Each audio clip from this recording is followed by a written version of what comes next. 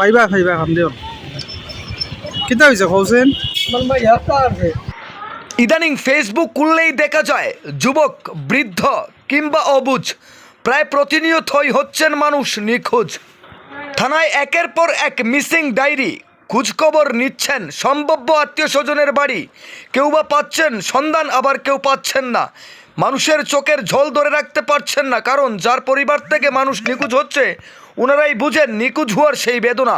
এমনই এক হৃদয় বিদারক ঘটনা ঘটল আজ কৈলাসহর গৌরনগর আরডি ব্লকের আওতাধীন গৌরনগর গ্রাম পঞ্চায়েতেই। পরিবারের তরফ থেকে কৈলাসহর থানায় নিখোঁজ ডায়েরি করা হয়।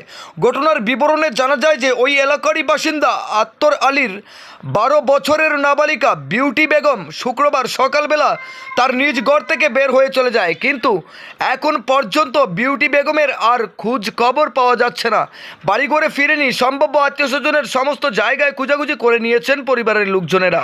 কৈলাসহর থানায় মিসিং ডায়েরি করে বের হয়ে আত্তর আলী ক্যামেরার সম্মুখীন হয়ে উনার 12 বছরের নাবালিকা বিউটি বেগম নিখোঁজ হওয়ার ঘটনা জনসম্মুখে তুলে ধরবার সময় রীতিমতো কান্নায় ভেঙে পড়েন।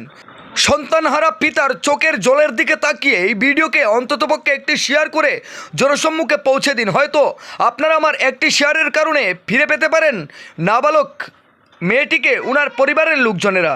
ব্যুরো রিপোর্ট, লাল শক্তি নিউজ। হয়েছে কৌছেন আমার ভাই একটা আছে কত বছর 12 বছর। নাম কিতা নাম হইল বিউটি বেগম। তোমার নাম কিতা?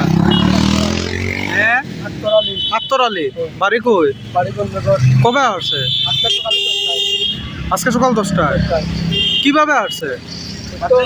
বাথরুমে গেছে গিয়া তাই তো বালা করে কথা কইতে পারে না, যেখানে বাবা হোক মা সব কিছু পারে বালা করে কথা কইতে পারবে। বামটা একটাই নি বাচ্চা? বাচ্চা আমার 3টা, মাইয়া হইলো 2টা, ফুলা একটা।